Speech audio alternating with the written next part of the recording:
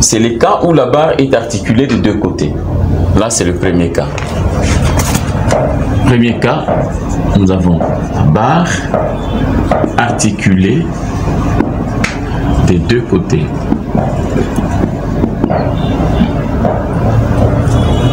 La barre est articulée de deux côtés. Donc, ici, cette résolution ici était la forme générale. Mais regardez, nous avons la barre qui est articulée des deux côtés. Articulée des deux côtés, c'est-à-dire nous avons ça. Il faut comprendre comment est-ce que nous faisons notre étude. Donc, nous avons ça. La force appliquée reste P. En bas aussi, nous avons P. Alors, la longueur est L. Nous avons L. Alors, lorsque la barre est articulée de deux côtés, cette équation était trouvée lorsque la barre était encastrée de deux côtés. Il faut très bien comprendre comment est-ce que nous avons généralisé les cas. Alors, la barre est articulée de deux côtés. La barre est articulée de deux côtés. Cela signifie quoi? Ça signifie que nous avons des conditions initiales que nous allons poser pour ces cas ici. Lorsqu'on nous dit la barre est articulée de deux côtés, on veut nous dire tout simplement que si x égale à 0, x égale à 0, x c'est la variation en fait, dans le sens de la hauteur. Si x égale à 0, y aussi sera 0.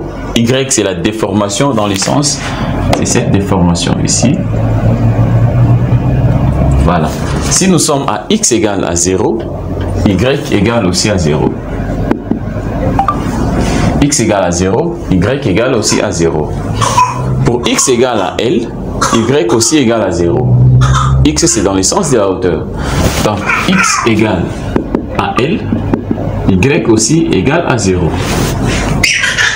Et nous disons aussi, pour x égale à 0, ouais, pour x égale à 0, si nous sommes ici, les moments, ici on avait un moment, du fait que nous avons imposé l'articulation, nous avons enlevé l'encastrement pour remplacer l'articulation.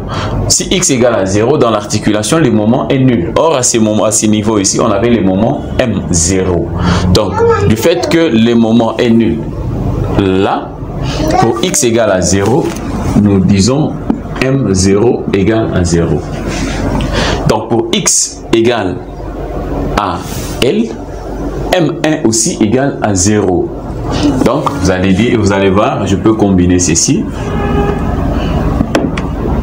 M0 égale à 0. M1 égale à 0. Donc, ce sont là les conditions. Ce sont des conditions pour cette barre ici. Donc, ce sont des conditions que nous posons pour que cette forme se transforme en cette forme. Voilà. Donc, du fait que la barre est articulée, je répète, du fait que la barre est articulée des deux côtés, je supposais que le moment est nul. À la base, le moment est nul au sommet. Et sur base de ces de ces conditions ici, nous allons essayer de développer notre équation générale et nous allons trouver le cas particulier de cette barre. Et vous allez voir aussi, lorsque nous aurons le cas où les deux extrémités sont encastrées, on aura aussi à utiliser la même solution générale, mais avec des conditions qui vont changer. Lorsqu'on aura l'encastrement d'un côté, l'articulation de l'autre, on va changer aussi les conditions. Les conditions ici vont changer et la solution va changer aussi. Lorsqu'on aura l'encastrement d'un côté et libre de l'autre côté, vous allez voir que les conditions vont toujours changer et la solution va changer. Donc ça, c'est la forme générale en fait de la résolution de notre équation différentielle. Alors, qu'est-ce que nous allons faire? Du fait que les conditions sont là, nous reprenons maintenant la solution générale par rapport à ces conditions.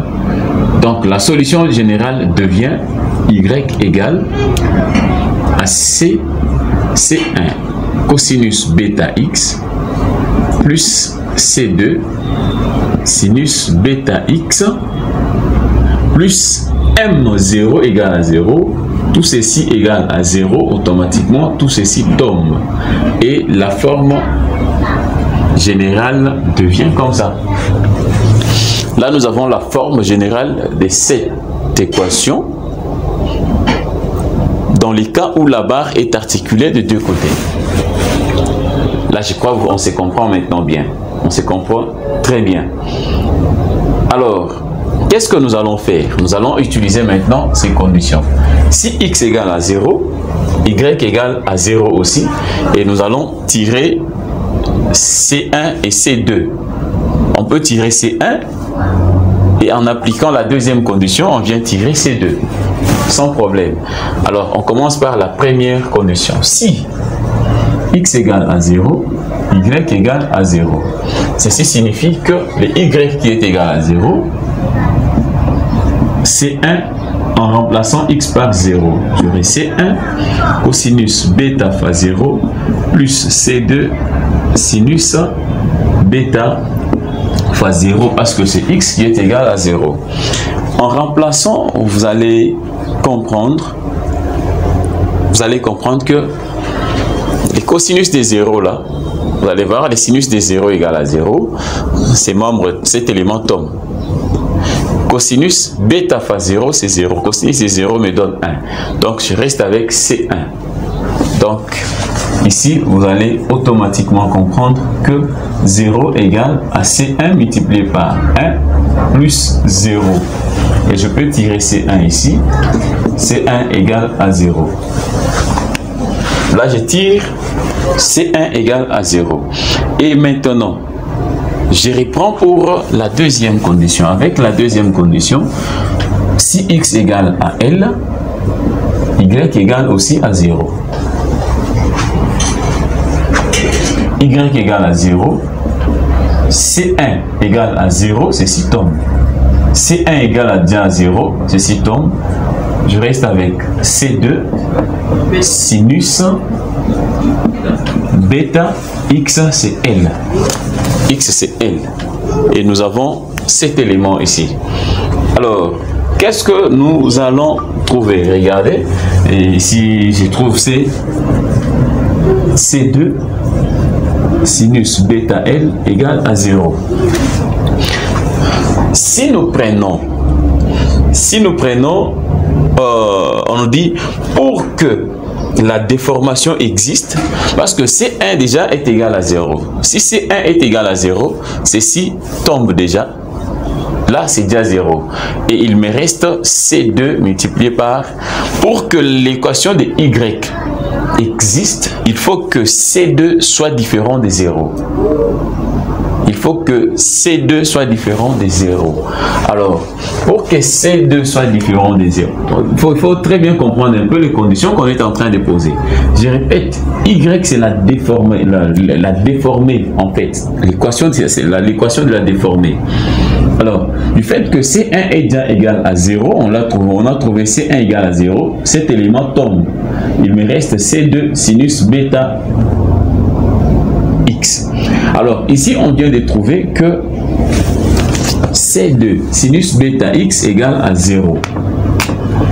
Ceci signifie que soit c'est C2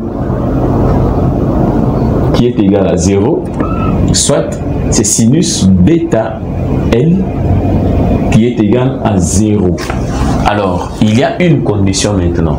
On nous dit, pour que cette équation existe, il faut que C2 soit différent de 0. Parce que si C2 égale à 0, automatiquement Y égale à 0.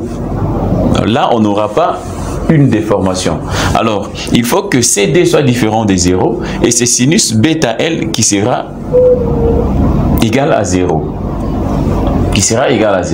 Et là, on peut tirer maintenant la vraie valeur qui doit annuler les sinus bêta L. Alors, si nous prenons sinus bêta L égale à 0, Donc je suis là, je peux enlever ça parce que je l'ai déjà écrit. Je l'ai déjà écrit là-bas. Je peux dire sinus bêta L égale à 0. Si sinus bêta L égale à 0, bêta L c'est l'angle en fait. Bêta L c'est l'angle. Sinus de quel angle doit me donner 0? Sinus de quel angle égale à 0? Sinus bêta L égale à 0. Ceci signifie que bêta L, c'est l'angle bien sûr, sera égal à n pi. Donc, si vous prenez pi, c'est 180 degrés. Pi, c'est 180 degrés. Si vous faites n égale à 0, on aura bêta L égale à 0. Sinus de 0 me donne 0. Si vous prenez n égale à 1, on aura pi. Et sinus de pi égale à 0. Si n égale à 2, donc n peut prendre les différentes valeurs. Alors, ici nous aurons bêta L égale à n pi. Alors, bêta lui-même, c'est la racine carrée de P sur EI multiplié par L égale à n pi. Alors, à partir de là, je peux, pour enlever la racine carrée, il suffit d'élever ceci au carré. Donc, j'élève le premier membre au carré, le deuxième membre au carré. Alors, j'aurai P sur EI multiplié par L carré égale à N carré pi carré. Et pour trouver P, la force, il suffit de trouver P égale à N carré pi carré et I sur L carré. Nous avons trouvé cette force P. P égale à N carré pi carré et I sur L au carré. Alors, on nous dit la force critique en soi.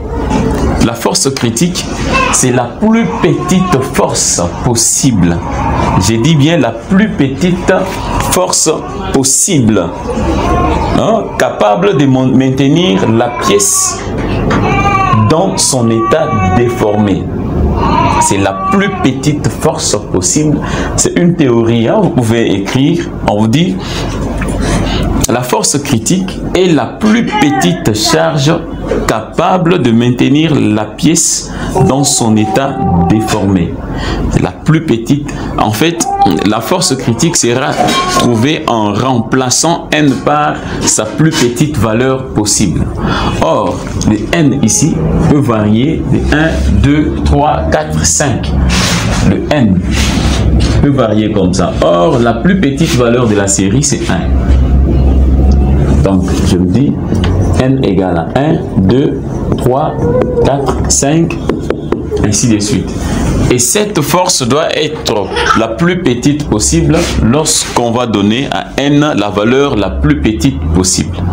Donc, ce qui fait que la force que nous allons trouver en donnant à n une valeur la plus petite possible sera la force critique. Alors, vous allez voir que la force critique FC sera n égale à 1, et là j'aurai pi carré et I sur L au carré. Je peux répéter cette force ici. Je répète la force là-bas.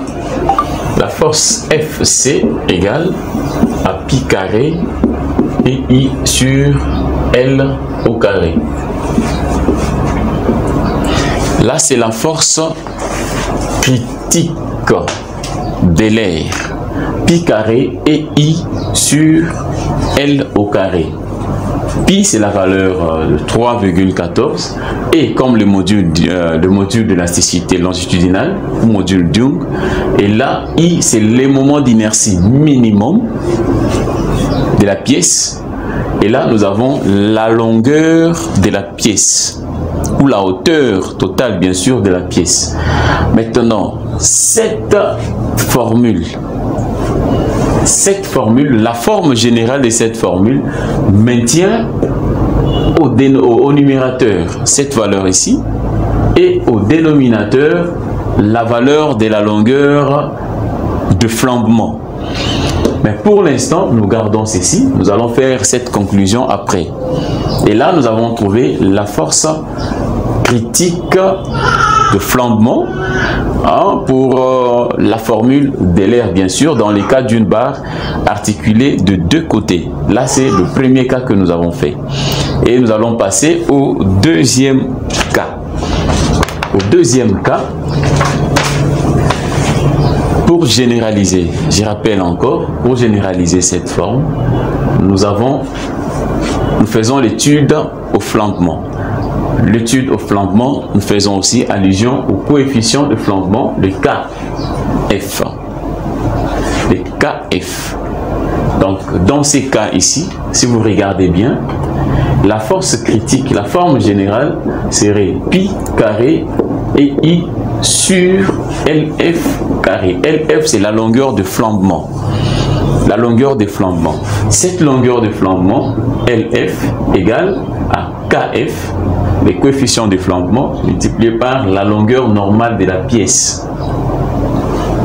Alors, si LF au carré égale à L au carré, c'est-à-dire LF égale à L, pour les cas d'une barre articulée de deux côtés. Donc, vous allez voir que LF égale à L. Donc, si nous disons LF égale à L, cela signifie que KF égale à 1. KF égale à 1 parce que LF égale à KF multiplié par L. Donc je crois que vous comprenez très bien que pour une barre articulée de deux côtés, les coefficients de flambement KF égale à 1. KF égale à 1 sans problème. Alors, nous allons essayer de démontrer encore pour le deuxième cas. Le deuxième cas, notre barre est encastrée de deux côtés. Nous allons prendre la barre encastrée de deux côtés et nous allons voir comment est-ce que ça va nous donner. Donc, nous prenons le deuxième cas. Deuxième cas, barre encastrée de deux côtés. Voilà. La barre encastrée des deux côtés, c'est-à-dire nous avons ceci, nous avons l'encastrement là-bas, nous avons l'encastrement ici, la force appliquée reste toujours P, et nous avons HO, et nous avons aussi le moment que nous avions appliqué, nous avons le moment MO. Le H ici peut être H1, bien que ça sera égal. Et là aussi, nous avons le moment M1. La longueur totale, c'est L. Là, c'était la forme générale que nous avons démontrée. Et nous avons trouvé l'équation générale, la solution en fait générale. La solution générale de notre équation différentielle. Alors, pour ces cas-là, nous avons, je peux répéter encore, cette même solution générale, mais en remplaçant les conditions initiales. Quelles sont les conditions initiales? Parmi les conditions initiales, vous allez voir que si x égale à 0, y aussi égale à 0. Si nous sommes à ce niveau ici, la déformation est comme ça. Si x égale à 0, nous sommes là, y aussi égale à 0. Mais les moments MO existent. Les moments MO existent. MO est différent de 0. MO est différent de 0. Si x égale à L, y sera égal à 0. X égale à L, y est aussi nul. Le déplacement n'existe pas. Y est aussi 0. Mais il faut savoir aussi que ici nous avons l'encastrement. Le moment M1 doit être différent de 0 aussi. Différent de 0. Et aussi, nous avons aussi d'autres conditions supplémentaires que nous pouvons ajouter. Alors, quelles sont ces conditions? Du fait que nous avons l'encastrement, un encastrement on sait très bien que dans un encastrement, la tangente est nulle. Donc l'angle de rotation est nul dans un encastrement. Ça, c'est une condition qu'il faut bien retenir. L'angle de rotation est nul. Donc du fait que l'angle de rotation est nul, ici, nous avons l'angle de rotation nul aux encastrements. Nous avons aussi la tangente aussi, qui sera aussi nulle pour x égale à L sur 2. Pour x égale à L sur 2, nous avons le maximum de la déformée. Nous avons le maximum de la déformée, ce qui n'était pas le cas avec les cas précédents. Donc nous avons d'autres conditions que nous pouvons poser, des conditions telles que si x égale à L demi, si x égale à L demi, l'équation de la tangente sera égale à 0. D de y sur 2 de x sera égal à 0. C'est aussi une condition. Alors, si nous prenons, si nous sommes au point 0, c'est x égale à 0. Si x égale à 0, cette équation de la tangente est aussi nulle. Cette équation de la tangente est aussi nulle parce que nous sommes dans l'encastrement. La même chose aussi, si x égale à L, nous sommes dans l'encastrement, cette équation doit être aussi égale à 0. L'équation doit être aussi égale à 0. Donc si je me dis x égale à L, cette équation y sur 2x doit être aussi égale à 0. Donc ce sont des conditions initiales que nous pouvons poser pour les cas ici d'encastrement de deux côtés. Vous allez voir que dans les cas précédents, d'une barre encastrée articulée des deux côtés, toutes ces conditions n'étaient pas là, mais seulement les conditions viennent avec des conditions d'appui, bien sûr, des liaisons d'appui. Alors, on peut écrire maintenant cette équation différentielle avec toutes ces conditions ici. Alors, pour écrire maintenant, vous allez comprendre que cette équation différentielle était y égale, je répète tel que c'était écrit, C1 cosinus bêta x plus C2 sinus bêta x plus M O sur P plus M1 moins MO sur PL